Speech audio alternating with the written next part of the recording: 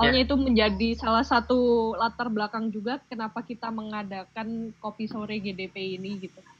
Oke, silakan Taufik. Terima kasih sebelumnya kepada Mbak Cindy dan kawan-kawan, teman-teman FGDP, Pak Zul, Mbak Dian, dan lain-lain. Jadi kemarin waktu Desember 2019, alhamdulillah saya dapat kesempatan untuk mengerjakan sebagian riset dari disertasi saya di Australian National University, lebih tepatnya di Research School of Earth Science, dengan supervisor Pak Phil untuk Phil Cummins. Berbicara mengenai riset saya di sana, awalnya itu bisa dibilang kan grupnya Pak Phil itu namanya grup yang ada di yang Pak Phil termasuk itu kan namanya Seismology and Mathematical Geophysics. Dan jadi kebanyakan orang-orang yang di dalam grup itu lebih fokus ke semacam numerical atau mathematical geophysics atau numerical eksperimen baik dari waveform gempa ataupun proses inversi dari geofisika. Nah, jadi pada saat itu saya agak sedikit susah di awal karena saya bidangnya kan tektonofisik, lebih ke tektonik. Jadi pada saat itu akhirnya dengan dibantu sama Pak Phil, saya istilahnya kayak bekerja sama atau dibantu oleh beberapa teman di ENU, ada Mbak Catherine sama Stephen saya lupa siapa nama panjangnya, yang memang fokus di bagian Coulomb stress maupun fokus di bagian stress tektonik dari gempa. Kemudian juga sempat berkomunikasi dengan beberapa temannya Pak Phil seperti Ori dari Kyoto, kemudian Hardebeck, sama saya lupa satu lagi Shizuoka, pokoknya dari Jepang juga, tapi saya lupa namanya siapa, kurang lebih seperti itu. Jadi ya di sana saya sangat terbantu Pak, dan saya tidak merasa apa istilahnya kayak shock karena di sana itu sudah ada beberapa teman yang bantu seperti Mas Reksa, ada juga Mbak Nova, ada juga Mas Endro, teman-teman dari Indonesia yang lagi S3 di ENU. Jadi mereka banyak membantu saya selama proses riset saya di sana. Jadi ya kurang lebih seperti itu. Nah, awalnya sama Pak Apel itu kami rencana untuk mengerjakan rapid slip dari megatrust earthquake, megatrust subduction earthquake. Tapi akhirnya setelah berdiskusi beberapa waktu, kita ternyata lebih baik fokus ke stress change yang ada di sesar yang ada di sesar Sumatera, karena sepertinya itu lebih cocok katanya untuk riset saya dan juga untuk impact ke depannya. Kalau misalkan saya mau fokus untuk postdoc atau saya mau fokus untuk riset lanjutan, karena itu salah satu hal yang krusial kata Pak Phil, karena di Sumatera kan banyak gempa-gempa besar dan kita mau melihat bagaimana pengaruhnya gempa-gempa tersebut yang ada di sesar Sumatera. Jadilah saya kembali mengerjakan tectonic stress, tidak jadi mengerjakan rapid slip modeling. Jadi seperti itu. Jadi ya persentase saya hari ini mungkin lebih fokus ke perubahan tectonic stress yang ada di sesar-sesar darat. Karena fokus riset saya di Sumatera, jadi kita bicara di Great Sumatran Fault atau Sumatran Fault akibat dari banyaknya gempa-gempa besar yang ada di subduksi atau yang kita kenal sebagai interplate earthquakes. Jadi seperti itu. Ya, kurang lebih seperti itu perkenalannya. Jadi saya mungkin bisa langsung lanjut aja ya ke ini presentasinya. Mungkin saya nggak akan presentasi lebih kayak detail gitu. Mungkin kita lebih aja, lebih ringan karena sepertinya agak berat sebenarnya materinya. Cuman saya akan coba untuk mempresentasikan dalam bahasa yang simpel dan semoga bisa banyak yang mengerti atau paham. Karena mungkin di kita sendiri pun di lab GDP pun mungkin orang-orang yang mengerjakan di tektonik stress mungkin nggak sebanyak dibandingkan yang tomografi yang lainnya. Jadi mungkin agak sedikit mungkin banyak kata-kata baru atau istilah-istilah baru. Jadi mungkin kita sama-sama belajar. Saya juga masih belajar juga. Jadi ya kurang lebih seperti itu. Oke, kita mulai saja. Jadi saya hari ini ingin presentasikan sebagian dari riset disertasi saya yang saya sudah kerjakan di Australia, di ANU lebih tepatnya, yang berhubungan tentang perubahan stres atau perubahan tektonik stres yang ada di sesar-sesar darat, dalam hal ini di Great Sumatran Fault atau sesar Sumatera akibat dari beberapa rangkaian dari gempa interplate yang ada di subduksi. Oke, jadi kita mulai saja ke pendahuluan dulu ya. Karena kita berbicara masalah large interplate earthquakes, jadi kita fokus ke gempa-gempa besar yang pernah terjadi di Sumatera. Nah, beberapa dari referensi atau maupun gempa-gempa yang sudah terekam oleh instrumen-instrumen yang sudah ada di zaman modern sekarang, ada beberapa gempa besar atau gempa interplate yang ada di Sumatera yang kita fokus, yang kita consider untuk kita analisis lebih lanjut. Nah, beberapa dari gempa itu antara lain gempa 1797 dengan magnitudo 8, kemudian 1833 dengan magnitudo 9, kurang lebih 9, kemudian 1861 8,5. Ini kurang lebih gempa-gempa 1797, 1833, 1861 ini terjadi di kepulauan-kepulauan yang ada di Sumatera, seperti di Nias, Siberut, dan ya sebagian Siberut sama Pagai, North Pagai dan daerah sekitarnya. Kemudian ada gempa 1907 yang disebut oleh Kanamori sebagai tsunami earthquake karena ada perbedaan antara perhitungan surface magnitude dengan periode yang ada di rekaman. Kemudian ada gempa yang terkenal di 2004 Sumatera Andaman dengan magnitudo 9 yang mungkin salah satu gempa terbesar yang pernah terbesar kedua mungkin, atau ya salah satu gempa terbesar yang pernah terekam di instrumen kita yang modern ini. Kemudian ada gempa 2005 yang ada di Nias Semelu. Kemudian gempa 2007 ini kayaknya gempa Mentawai setahu saya. Kemudian 2009 Padang dan 2010 Bengkulu kalau nggak salah.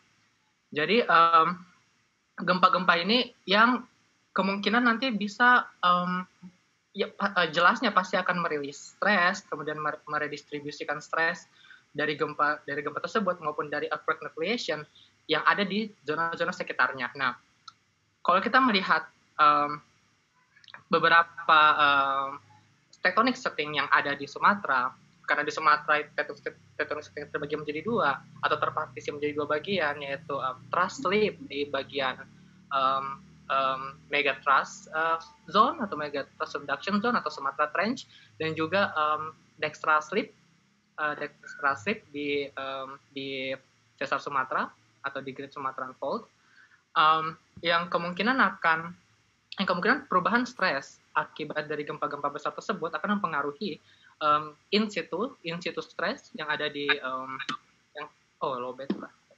yang ada di Pulau Sumatera. Nah, kalau kita melihat historical earthquake yang ada di Pulau Sumatera, seperti ini contohnya, beberapa gempa-gempa besar di atas 7 itu terjadi mungkin di sekitar tahun 1800-an maupun 1900-an, yang kemungkinan ini dipengaruhi oleh adanya stress accommodation dari beberapa gempa-gempa interplate yang ada di Sumatera. Nah, purpose atau tujuan dari penelitian ini itu untuk melihat bagaimana kondisi stres sekarang yang ada di Pulau Sumatera ataupun yang ada di sesar Sumatera lebih tepatnya, akibat dari banyaknya gempa-gempa interplate atau gempa subduksi yang ada di Sumatera.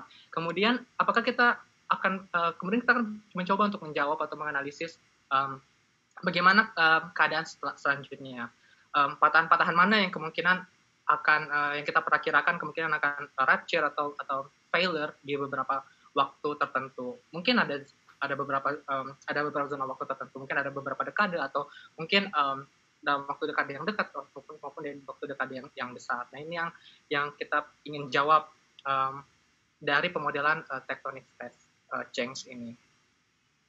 Oke, jadi kita langsung masuk aja ke konsepnya. Jadi kurang lebih konsep yang banyak digunakan orang untuk menghitung perubahan stres akibat gempa utama atau main shock itu menggunakan pendekatan Mohr-Coulomb criterion, di mana di sini di mana pendekatan ini menggunakan di mana kriteria dari Mohr-Coulomb ini adalah gempa atau failure akan terjadi di sepanjang zona patahan, di mana shear stress-nya atau rasio dari shear stress-nya lebih tinggi terhadap dari normal stress. Jadi jadi kira-kira istilahnya perubahan di normal stress maupun perubahan di shear stress dapat menyebabkan patahan yang ada di suatu daerah itu dekat broke failure atau mendekat ke zona critical point untuk bisa rupture. Nah, perubahan dari Coulomb stress-nya itu dirumuskan sebagai perubahan dari shear stress ditambah dengan coefficient friction. Di sini ya. Perubahan dari shear stress yaitu positif untuk searah dengan arah slipnya atau arah maksimum shear stress-nya. Kemudian ditambah dengan coefficient friction dan juga dikalikan oleh perubahan dari normal stress positif untuk arah extension dan juga ditambah oleh perubahan dari pore pressure. Nah, karena kesulitannya kita untuk menghitung pore pressure yang ada di crust, yang ada di bumi maupun selama earthquake nucleation terjadi, jadi banyak para seismologis itu lebih menggunakan pendekatan yang dimana pore pressure ini dianggap proporsional dengan normal stress, di mana kita tahu kalau pore pressure itu dipengaruhi oleh deviatoric part dari compressional stress berhubungan. Jadi kita bisa menaik pressure dengan mengganti dengan koefisien baru yaitu efektif dari pore pressure efektif dari pore pressure, di mana ini sudah memasukkan atau mengincludekan efek dari pore pressure maupun material yang ada di batuannya. Selanjutnya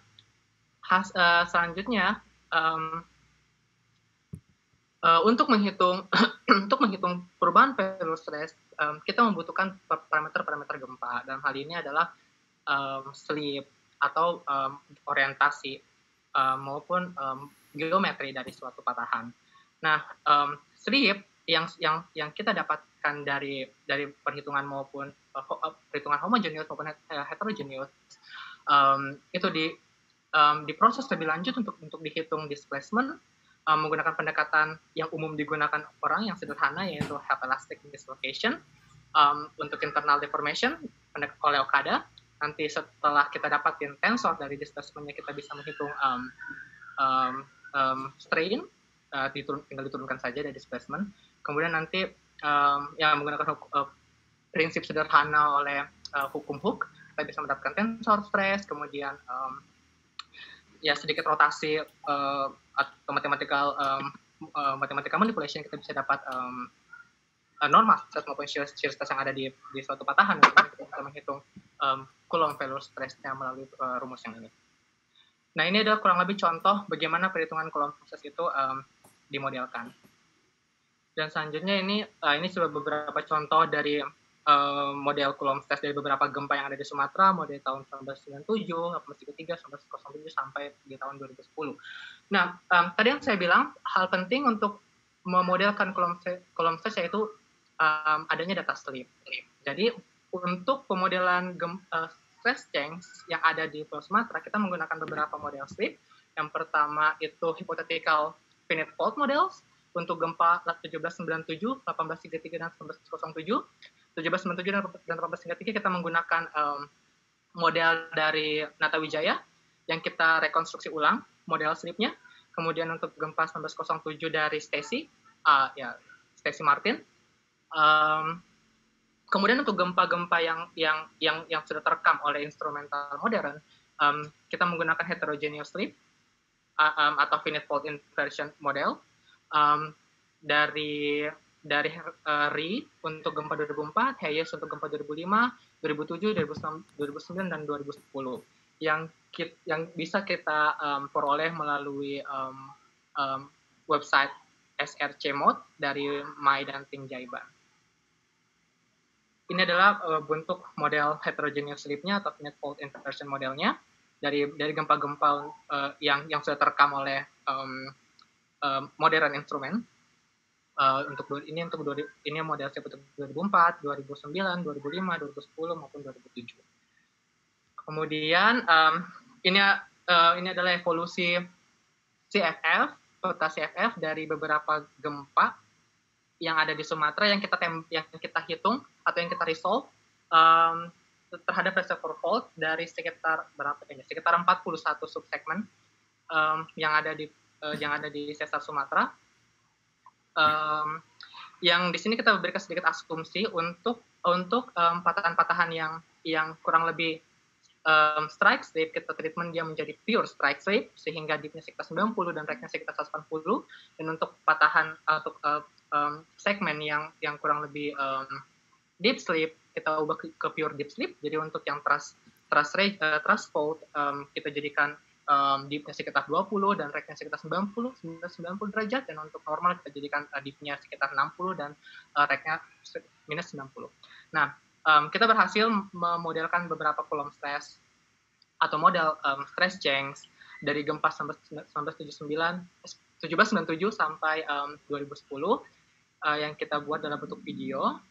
Ini untuk gempa 1797, kemudian 1833. Ini untuk gempa 1907, 2004, kemudian 2005, kemudian 2007, 2009, tidak terlalu besar stresnya, 2010. Dan ini kumulatif, semuanya dari tahun 1797 sampai 2010. Di sini ada gempa 1861 yang kita tidak, kurang lebih kita ya mungkin bisa dibilang tidak mendapatkan model patahannya, sehingga saya dan Pak Apil mentreatment slip yang ada di 1861 ini setara dengan 2005, karena zona slip dari 1861 ini berada di zona slip dari gempa 2005 dan memiliki kurang lebih magnitudo yang hampir sama. Jadi kita mengasumsikan bahwa distribusi stress change yang ada di 1861 ini sama dengan 2005. Nah, kalau misalkan kita melihat kumulatif CFF untuk yang keadaan sekarang dari 1797 sampai 2010, ada beberapa zona stres tinggi atau stres positif di sekitar Pulau Sumatera bagian utara dan juga sebagian dari Pulau Selatan, dan kemudian stres rendah negatif CFF yang ada di sekitar sentral Sumatera. Nah, ada beberapa hal yang harus diperhatikan kalau kita ingin melihat peta CFF. Umumnya CFF positif cenderung akan memiliki zona yang kemungkinan akan menjadi lokasi gempa selanjutnya. Dan untuk zona yang memiliki CFF positif atau stress shadow, kemungkinan zona yang terjadi delay di situ, ya, atau kemungkinan zona yang kemungkinan gempa tidak mungkin terjadi selanjutnya, karena di sini terjadi relaksasi stres. Namun ada beberapa kasus gempa intraplate maupun gempa intraplate terjadi di zona-zona stres negatif atau stress shadow. Kalau misalkan kita bandingkan dengan historical earthquake yang ada di sesar Sumatera, ada beberapa gempa besar yang terjadi di sekitar sentral Sumatera, yang dimana hasil akhir dari stresnya itu harusnya dia stress relaxation, harusnya di sekitar central part dari sesar Sumatera ini harusnya zona relaksasi stres, tapi di sini kita melihat ada beberapa rangkaian stres. Ada beberapa rangkaian gempa bumi. Jadi selanjutnya saya sama Papil melihat bagaimana hubungan antara peningkatan tektonik stres yang ada di masing-masing segmen dengan aktivitas gempa atau seismik yang ada di sesar Sumatera. Jadi untuk itu kita juga menghitung peningkatan tectonic stress, peningkatan tectonic stress rate yang ada di Sumatera, yang kita hitung menggunakan pendekatannya Hori dan Oike, di mana kita mentreatment stress drop dari gempa besar yang ada di Sumatera, dan kemudian kita bagi dengan recurrence interval atau rata-rata event besar terjadi.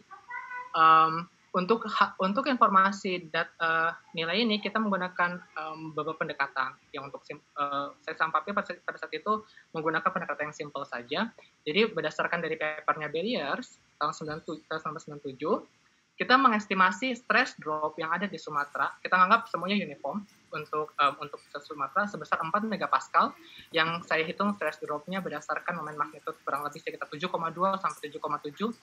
Ini ada estimasi earthquake terbesar yang mungkin akan terjadi di sesar Sumatera berdasarkan dari street rate yang ada di sesar Sumatera, disesuaikan dengan papernya Barriers.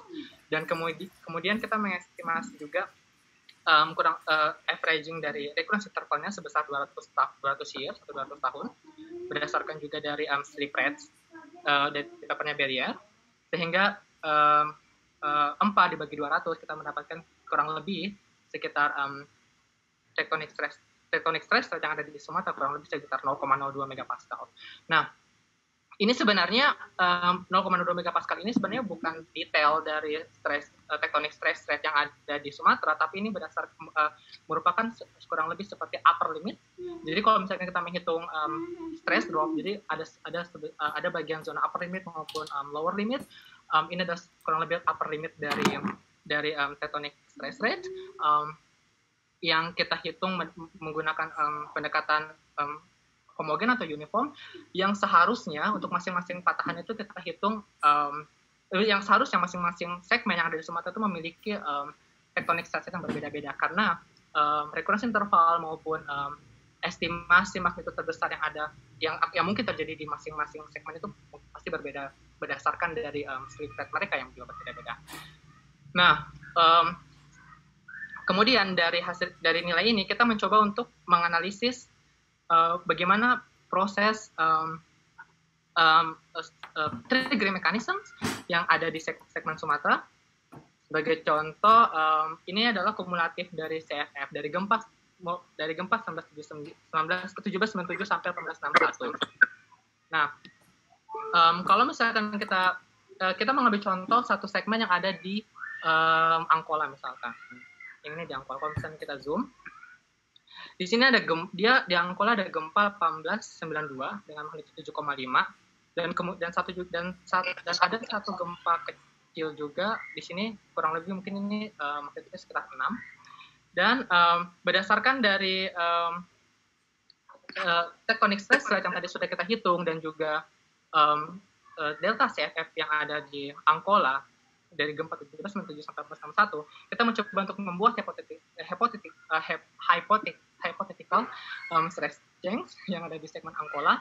Dan kalau misalkan kita lihat beberapa skenario yang terjadi adalah gempa intraplate atau gempa besar yang ada di segmen Angkola terjadi beberapa dekade setelah gempa series atau rangkaian dari gempa-gempa yang interplate, yang kemungkinan ini menunjukkan kalau rate atau tectonic stress rate yang tinggi itu bisa menjadi suatu penyebab gempa-gempa intraplate itu bisa terjadi. Karena setelah gempa interplate terjadi, recovery-nya itu cepat karena bertingginya tectonic stress rate yang ada di suatu patahan, sehingga memicu untuk suatu patahan itu mendekati titik critical point-nya untuk failure. Meskipun sebenarnya ini masih saya analisis lebih lanjut dengan Pak Apil, karena pendekatan yang kita gunakan untuk membuat hypothetical stress change evolution ini hanya berdasarkan dari rata-rata dari delta CFF dan juga dari stress drop. Jadi kurang lebih stage-nya atau prosedurnya itu kita mengurangi CFF dari tectonic stress rate accumulation dan juga stress drop. Meskipun seharusnya kalau yang lebih akurat kita menghitung stress drop yang ada di patahan tersebut berdasarkan dari gempa-gempa yang sudah gempa-gempa intraplet yang sudah ada. Tapi mungkin karena keterbatasan perhitungan stress dropnya, jadi kita menggunakan averaging dari delta CFF. Ya mungkin kurang lebih seperti itu. Jadi ini baru satu segmen. Dan sebenarnya saya sama Pak Pil kita masih apa istilahnya ya, berasumsi kalau ada mungkin karena kalau berasumsi bahwa semua segmen yang ada di Sumatera itu tidak pasti sama dengan model hypothetical stress change yang ada di Angola. Bisa jadi ada beberapa segmen yang gempa intrapletnya itu terjadi hanya beberapa saat atau dalam short term setelah rangkaian gempa subduksi atau intraplet terjadi. Tapi tidak menutup kemungkinan juga gempa intraplet itu terjadi tidak terjadi dalam beberapa waktu yang lama, mungkin sekitar beberapa dekade yang beberapa dekade kemudian baru gempa intraplet terjadi. Itu tergantung oleh tectonic stress rate-nya maupun critical point atau strength sehingga patahan itu bisa failure. Nah, ini yang mau kita jawab selanjutnya dari riset saya, yang kemungkinan kita bisa jawab menggunakan beberapa pendekatan. Yang salah satu pendekatannya itu bisa menggunakan viscoelastic, karena perhitungan stres yang saya gunakan masih pendekatan statik. Jadi ini cocok untuk yang sekitar short term Coulomb stress, ya seperti aftershock maupun gempa-gempa yang terjadi beberapa saat setelah gempa main shock terjadi. Sedangkan untuk viscoelastic, pendekatan ini bisa menjawab delay atau gempa-gempa yang untuk waktu tertentu dia stress relaxation atau stress drop stress shadow, tapi di beberapa waktu setelahnya dia menjadi trigger atau stress increase, yaitu yang harapannya kita bisa jawab menggunakan pendekatan selanjutnya, yaitu pendekatan viscoelastic. Kurang lebih seperti itu hasil riset dari saya. Ya ini masih sementara. Oke. Oh astaga. Ini beberapa foto-foto kegiatan selama saya di ENU. Ini ya dengan teman-teman yang ada, teman-teman Indonesia yang ada di ENU, ini Mas Reksa, ini Banova sama Mas Hendro. Kemudian ini ruangan saya yang diberikan sama Pak Apil.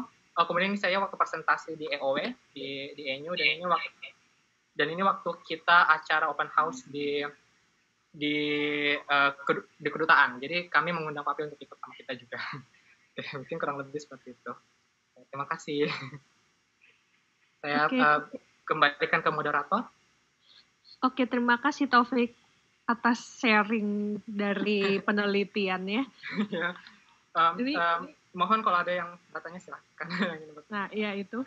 Ini cukup butuh usaha juga untuk mencerna penelitiannya Taufik nih, karena karena bukan fokus saya. Mungkin dari teman-teman yang lain ada pertanyaan untuk Taufik terkait dengan penelitian ini. Saya lihat ada Pak Ilik dan Pak Nanang juga ikut menonton. Mungkin ada masukan untuk Taufik, Pak?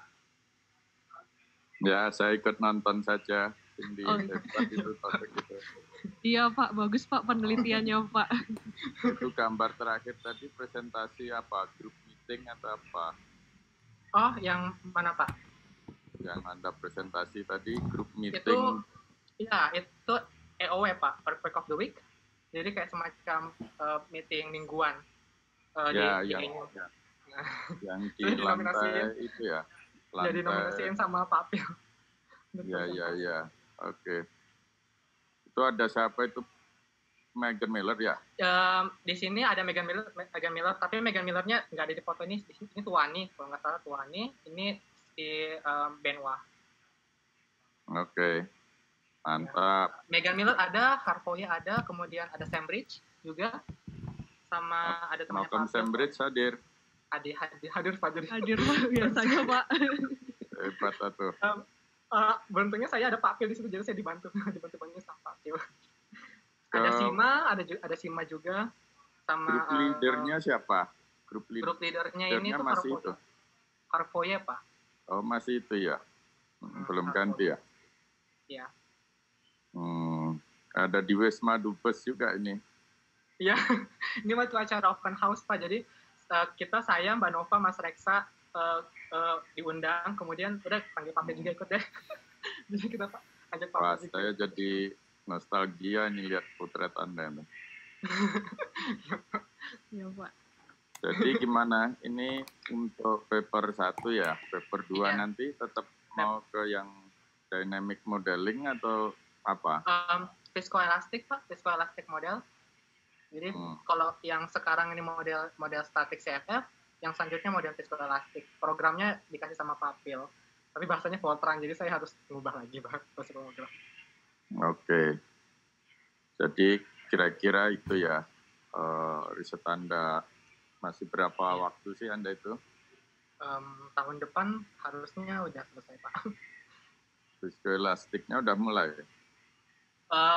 Sebenarnya programnya udah ada, tinggal saya langsung model aja. Cuman kayaknya saya memulai setelah seminar kemajuan nanti, Pak. Rencana saya sama Pak David jadwal untuk seminar kemajuan di Juli. Jadi mungkin setelah seminar kemajuan Juli saya langsung masuk ke viscoelastik. Ya, karena syaratnya itu 2 paper kalau nggak salah ya PMDS. Iya, iya betul, Pak. Yang satu kan sudah disampaikan ke teknologi fisik. Ya kalau 2 paper publish, Anda harus cepat-cepat atau. Iya, Pak. Oke, bagus. Silahkan yang lain. Baik, Pak. Terima kasih, Pak Ilik.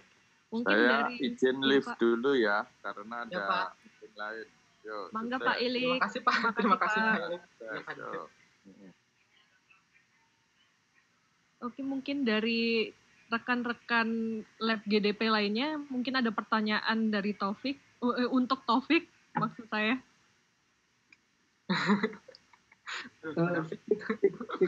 Ini Kak David ada di slide ini ya. Ini ya, Pak. Fungsi tangganya ini. Nah, ini udah kemarin dari yang dulu kita ceritakan. Iya, yang kemarin kan itu kayaknya masih ada yang salah. Kemudian saya kemarin diskusi sama Pak Pil, dan memang jadinya itu seperti jadi data CFF dari gempa intraplet dikurangin atau ditambahin dari tectonic stress accommodation gitu, Pak. Jadi kalau misalkan dari periode waktu tertentu kita tahu berapa stress rate-nya, stress rate accumulation-nya, nanti dikurangin atau ditambahin oleh delta CFF atau averaging dari data CFF di segmen itu. Jadi dia kurvanya bisa turun seperti ini, turun ataupun naik seperti ini. Kalau ada apa-apa seperti itu. Jadi lebih masuk akal sih kalau kamu dulu kan yang waktu gempa besar itu dropnya yang pertama itu kayak saya masih bingung modelnya gimana. Kemudian saya mau sekalian mau ini Pak, mau jawab yang pertanyaan Bapak kemarin. Oh iya, silakan. Yang kemarin itu kan ada gempa 1892 sama 77 yang hasilnya tuh kok gempa 1777 stratosfernya jauh lebih besar dibandingkan 1892, padahal magnitudonya lebih kecil. Nah, itu saya salahnya di situ, Pak.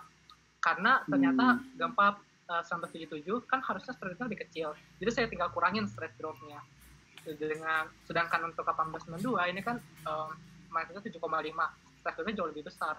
Pas saya hitung stress drop-nya menggunakan pendekatan Kanamori, ternyata stress drop-nya itu sekitar hampir 3 megapascal. Dan diskusi dengan Papi, dan kemungkinan itu terjadi karena kita berasumsi bahwa gempa intraplet itu terjadi di sepanjang sepanjang segmennya Angkola. Angkola sendiri punya segmen lengthnya sekitar 160 km, terus gempanya 7,5, jadi otomatis stressnya pasti jauh lebih besar. Seperti itu katanya Pak. Yang sebelumnya kan waktu itu lebih gedean yang belakangnya, Fik. lebih gede. 17 sama segitu, jadi kayak tidak masuk akal. Cuma yang kemudian agak masih menjadi concern adalah stress drop kamu akibat gempa 6.1 itu masih enggak terlalu kecil segitu, Fik. Ini kecil sekali nih Pak. Karena asumsi yang saya pakai Itu kan asumsi yang saya pakai masih pendekatan kalau gempanya itu terjadi di sepanjang segmen. Kalau misalkan segmennya besar, gempanya magnetnya kecil, otomatis stress dropnya juga kecil. Sedangkan stress drop pasti akan besar di sekitar dekat sumber. Nah itu mungkin masih kurang di situ. Jadi makanya kata Pak Apil ini masih yang simpelnya. Ini kan Angkola ya. Angkola itu yang 75. Yang kemudian yang 1977 juga di Angkola juga. Iya, yang ini Pak. Yang ini. Ini yang masih agak saya masih agak cukup perlu inilah. Kayaknya harus dihitung detail stress drop. Untuk yang abu-abu yang kedua itu yang mungkin perlu kamu lihat lagi. Itu kayaknya stress dropnya mungkin tidak sebesar yang pertama, tapi mungkin tidak sekecil itu juga gitu. Ya. Yang komen saya sih, coba dicek lagi nanti. Iya. Oke. Ya, Pak. Tapi untuk ini kalau kamu tadi ngomong dengan berbicara dengan Pak Ili bahwa mungkin kedua itu viskoelastik, sebenarnya kalau kamu berbicara ini itu belum sampai ke viskoelastik kan? Iya, ini belum. Ini masih statik. Yang mana nanti kamu rencana kan kamu mau menulis ini kan? Ya kan, jadi kamu tulis dulu ini, kalau menurut saya tulis dulu sampai beres, lalu itu kemudian baru kita ngomong. Ya. Sip. Terima kasih Pak David. Tadi semuanya saya ada meeting juga dengan dosen UGM, jadi baru beres. Ya, Pak. Saya baru selesai bikin yang model gempa 1907 karena baru dikasih sama Stacy kemarin. Slip yang terbarunya. Jadi yang ini kan ada ini kan 1907. Jadi ada tambahan satu gempa lagi dari Stacy yang 1907. Nanti saya kasih model fraktalnya Pak Sigit, coba kamu run seperti ini ya. Ya. Oke. Silakan ini silakan Cindy biar yang lain bertanya ke Iya, makanya. Mangga yang lain atau Pak Nanang mau ada komentar Pak Nanang tentang penelitiannya Pak. Iya, mau Pak. Ada Pak Nanang. Boleh, Halo Pak Nanang. Iya, mangga Pak Nanang. Yang tadi itu model gergaji. Oh iya. Ditunjukkan. Yang ini Pak ya. Sebelumnya yang ini kan yang banyak tadi yang ini Pak. Nah, ini ya ini kan dari papernya siapa ini ya? Pori Pak, yang ini Pori dan Oika. Saya sempat berhubungan dengan Hori Pak. Ya beruntungnya. Oke. Jadi beliau yang beritahu saya cara menghitung tektonik frame-nya. Jadi referensinya ini ya? Iya, betul Pak. Referensi utamanya ya? Iya. Nah, kalau yang di Sumatera hasilmu bagaimana? Nah, yang di Sumatera itu kurang lebih seperti ini. Tapi sebenarnya ini gini Pak, ini belum yang detail karena ini masih pendekatan simpel. Artinya stress dropnya saya masih pakai yang homogen. Jadi saya menganggap semua segmen Sumatera itu punya stress drop yang sama. Padahal harusnya setiap segmen berbeda. Tapi kemarin ya coba yang simple dulu. Nanti setelah ini baru kita coba yang detailnya. Karena masing-masing segmen pasti punya strip yang berbeda, kemudian stress drop yang berbeda, dan frequency interval yang berbeda. Otomatis stress rate-nya juga pasti, tektonik stress rate-nya juga pasti berbeda. Dan modelnya mungkin tidak akan seperti ini, mungkin akan jauh lebih detail. Mungkin ini akan jauh lebih besar. Nilainya maupun ini jauh lebih besar. Ini salah satu segmen. Ya, ini baru segmen Angkola, Pak. Oh, nah kalau Mas David masih ada ya? Kayaknya Pak David. Masih Pak. Ada Pak. Masih ada. Kalau dikaitkan dengan kuliahnya Mas David dulu dari 3 model, maksud yang mana ini? Antara yang ini Pak. Buat apa tiba dia kecil waktu itu Pak? Atau belum bisa dikatakan? Itu yang masih kita cari Pak, apakah dia itu break, makanya tadi saya menanyakan ke Taufik, apakah dia break di stress yang sama atau dia break di stress yang berbeda. Kalau kita lihat dia break kan cukup di stress yang sama Pak, jadi mungkin dia kekuatan batuannya tetap sama, saya agak lupa ABC-nya. Dia mirip ya, bahwa dia kekuatannya sama terus, tapi dia begitu drop lagi, kemudian drop lagi gitu. Ya, betul. time predictable ya ini atau Ya Pak, ada dua, time predictable sama sleep predictable. Ya, yang ini time predictable. Ini time predictable yang ini. Ini time predictable Pak. Kalau misalkan sleep predictable, jadi kita menganggap kayak sleep rate-nya dikurangin sama sleep dari gempa besar, jadi kurang lebih sebesar itu strength-nya. Kalau ini time-nya, jadi time ketika recurrence interval terjadi dikurangin sama time dari main shock-nya. Karena kan rumus yang saya pakai kan ini dari recurrence interval. Jadi saya fokus di time predictable. Kalau misalkan sleep predictable, jadi yang saya pakai adalah sleep rate-nya. Jadi sleep rate dikurangin sama sleep dari main shock.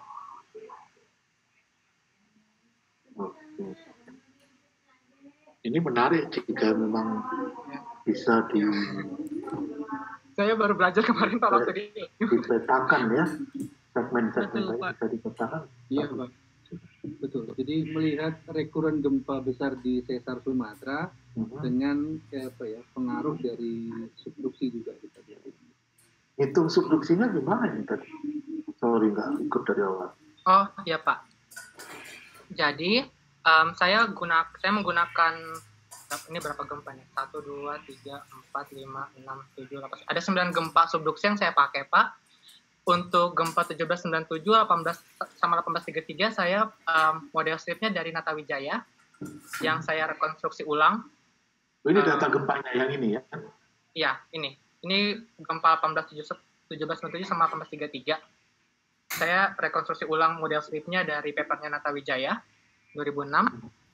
Kemudian untuk gempa 1907, beruntungnya ada anak bimbingannya Pak Apil lagi, anak bimbingannya Pak Apil yang baru masuk, Stacy, yang memang fokus ke historical earthquake. Jadi dia ngerjain slip yang gempa 1907, kemudian saya rekonstruksi ulang dari model stripnya dia Pak. 1907 itu yang mana itu? Tsunami yang dekat Padang itu? Bukan, Pak, dekat Nias Semeluh. Oh. Yang pertama kali istilah yang pertama kali istilah tsunami earthquake sama Kanamori dikatain. Karena ini kan gempa 1907 kan yang ada anomali magnitude surface magnitude-nya berbeda dengan waveform instrumennya. Makanya disebut modelnya dari Stacy Martin. Dia apakan ini dia? Dia menghitung dari kan ada dia menghitung dari MS surface magnitude yang dia joinkan dengan data waveform, instrumen waveform, tapi untuk surface wave. Jadi kayak ada beberapa model ya Pak. Jadi kayak semacam joint inversion gitu Pak. Sama dari waveform tsunami. Kan dia juga punya data waveform tsunami. Jadi dia modelkan dan dia rekonstruksi kira-kira slipnya berapa untuk gempa 1907. Kemudian gempa yang lain 2004, 2005, 2007, 2009 sama 2010 saya pakai finite fault inversion model Pak. Yang dari waveform inversion. Yang 1907 itu apa dulu ada di? Ya Pak. Ada nggak? Punten Pak, tadi terputus bentar Pak. Oke, sorry. Ya. Yang ini ya Pak ya. Ini ada nggak di papernya Newcomb? Oh ada Pak, ada di papernya Newcomb sama Mekan itu kan ada katanya ada gempa yang tsunami yang disastrous, yang tsunami di sekitar Nias sama Semeluh di tanggal 4 Januari 1907. Nah itu yang dimodelkan sama Stacy. Yang ini ya? Dimodelkan ulang sama Stacy ya, yang ini. Ini 1907 itu yang terus sorry. Yang di atasnya enggak, yang Andaman 41 enggak ada ya? Kalau harusnya ada Pak. 41 enggak ada.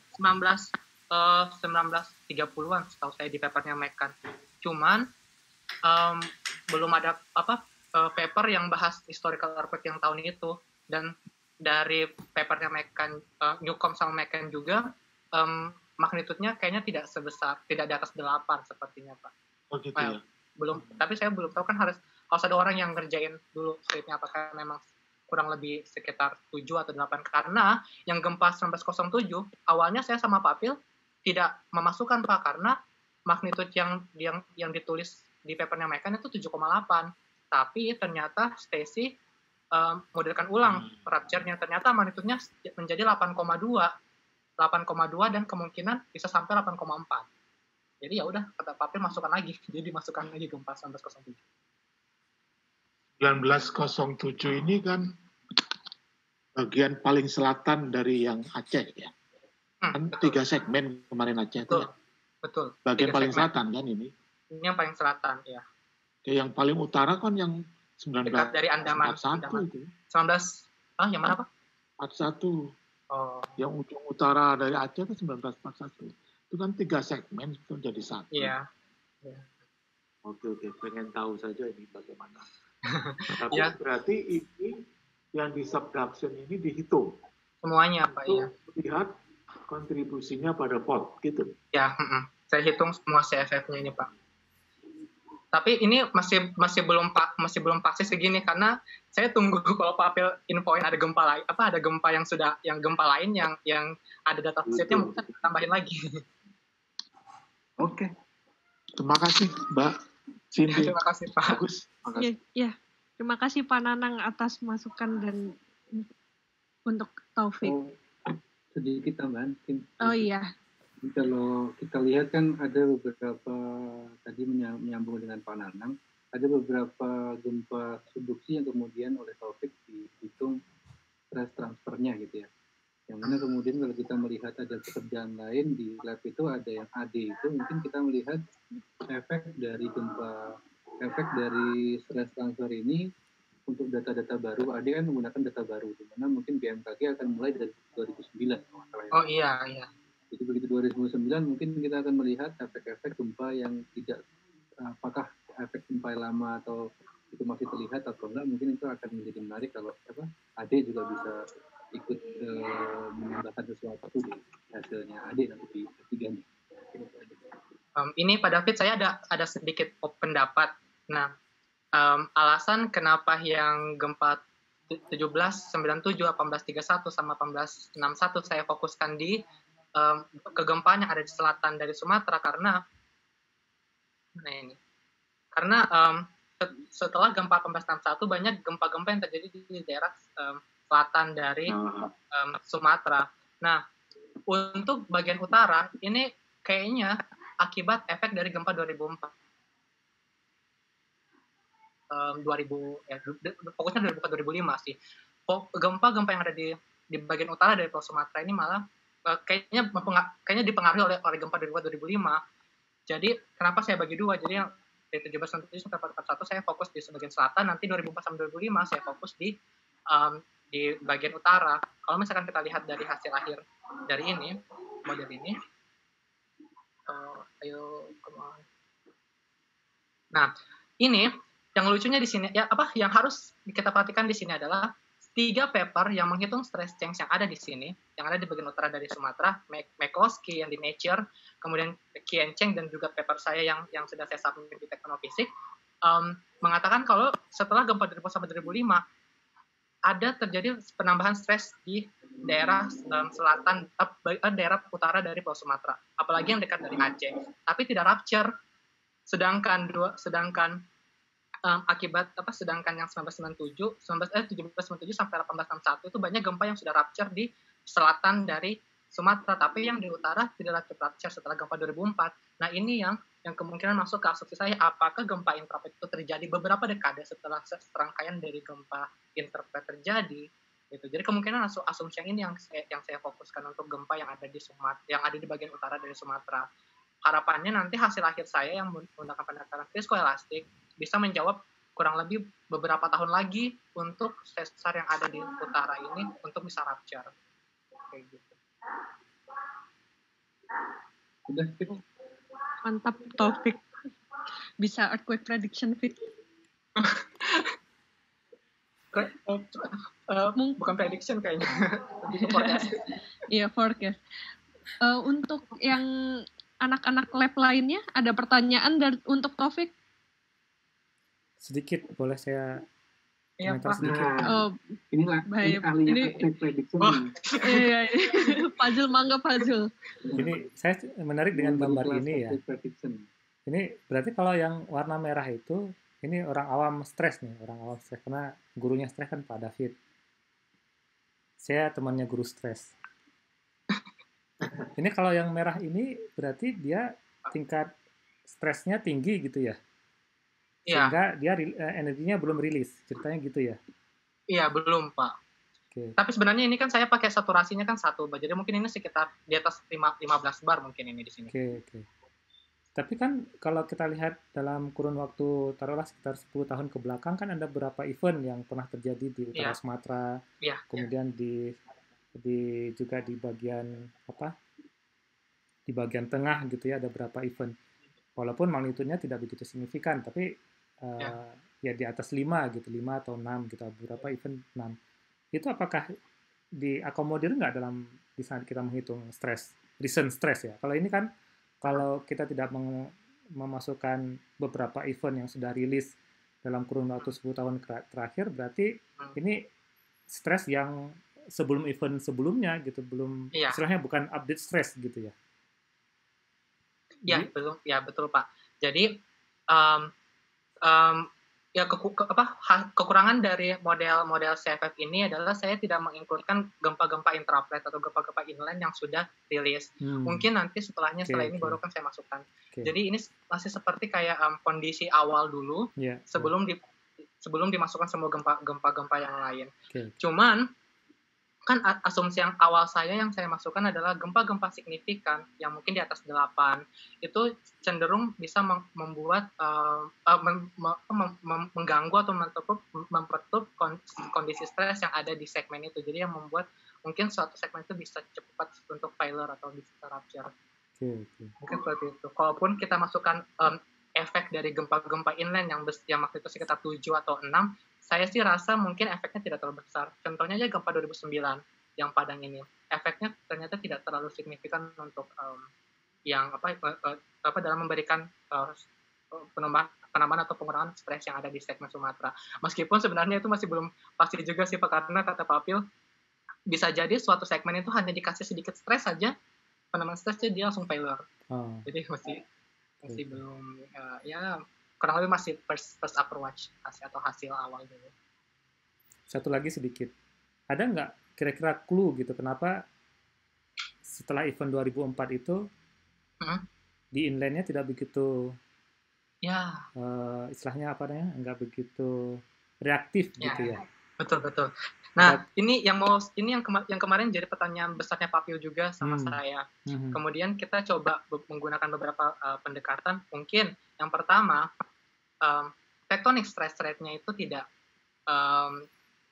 diferensial atau background stress field-nya yang ada di Sumatera bagian utara ini lumayan besar atau stress rate-nya lumayan kecil sehingga membuat kayak semacam ada delay untuk gempa-gempa yang ada untuk patahan-patahan yang ada di Sumatera bagian utara untuk rupture. Mungkin kalau misalkan kita modelkan dengan viscoelastic, kemudian kita bikin semacam simulasi sequence gempa menggunakan pendekatan statistik, mungkin kita bisa menjawab berapa puluh tahun lagi patahan ini untuk bisa rupture, kurang lebih seperti itu. Itu yang basic riset saya yang saya refer ke papernya Hori dan papernya satunya lagi saya lupa temannya Pak Apil yang fokus di situ Pak. Mantap. Mungkin kalau dapat clue-nya itu jadi naturi itu, mantap itu.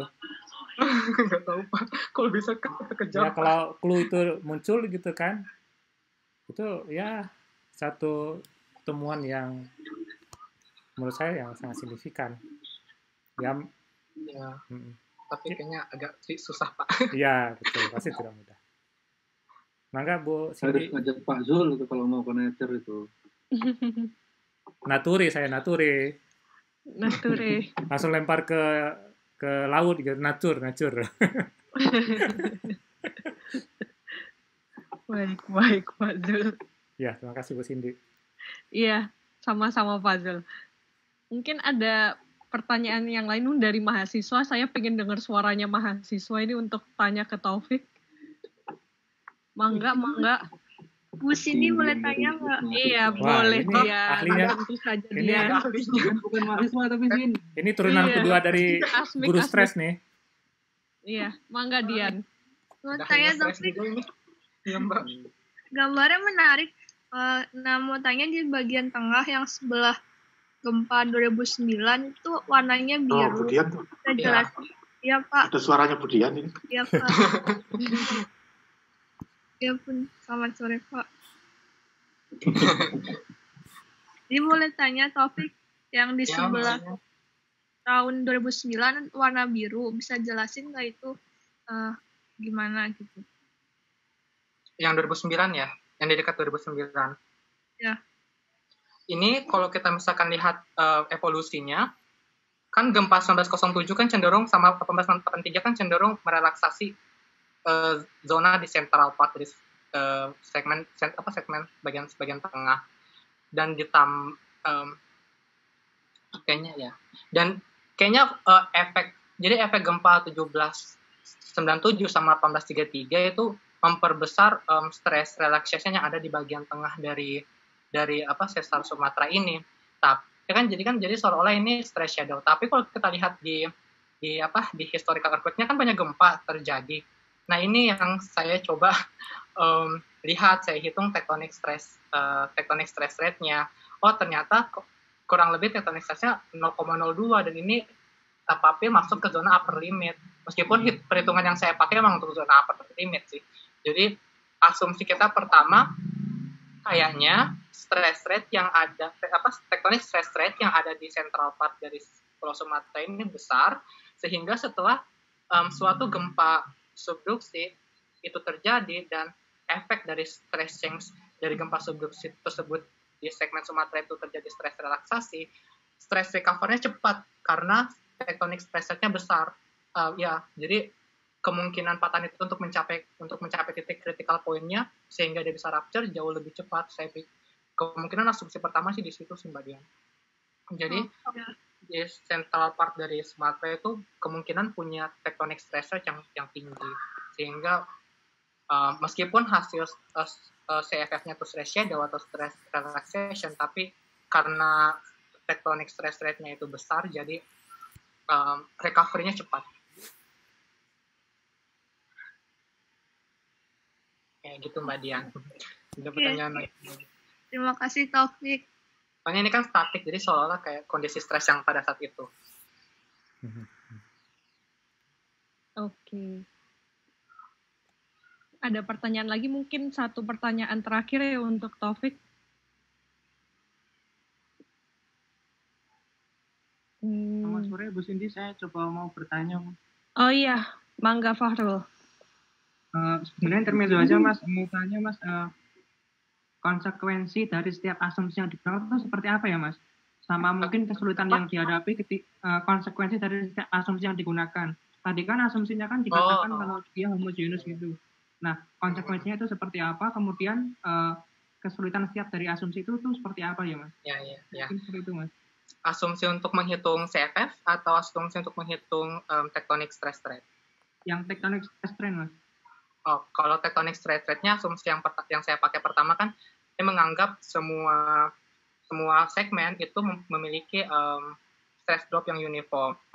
Maksudnya estimasi kemungkinan gempa maksimum bisa terjadi di segmen itu. Saya menganggap semua segmennya sama, kurang lebih sekitar maksudnya 7,2 sampai 7,7. Nah, konsekuensinya itu kemungkinan semua segmen memiliki stress rate yang sama, sedangkan setiap segmen itu pasti memiliki stress drop yang berbeda, karena kemunculan event atau kemunculan gempa besar yang terjadi di setiap segmen itu pasti berbeda-beda, baik dari segi energinya maupun dari segi magnitudonya, dan juga recurrent interval juga pasti berbeda.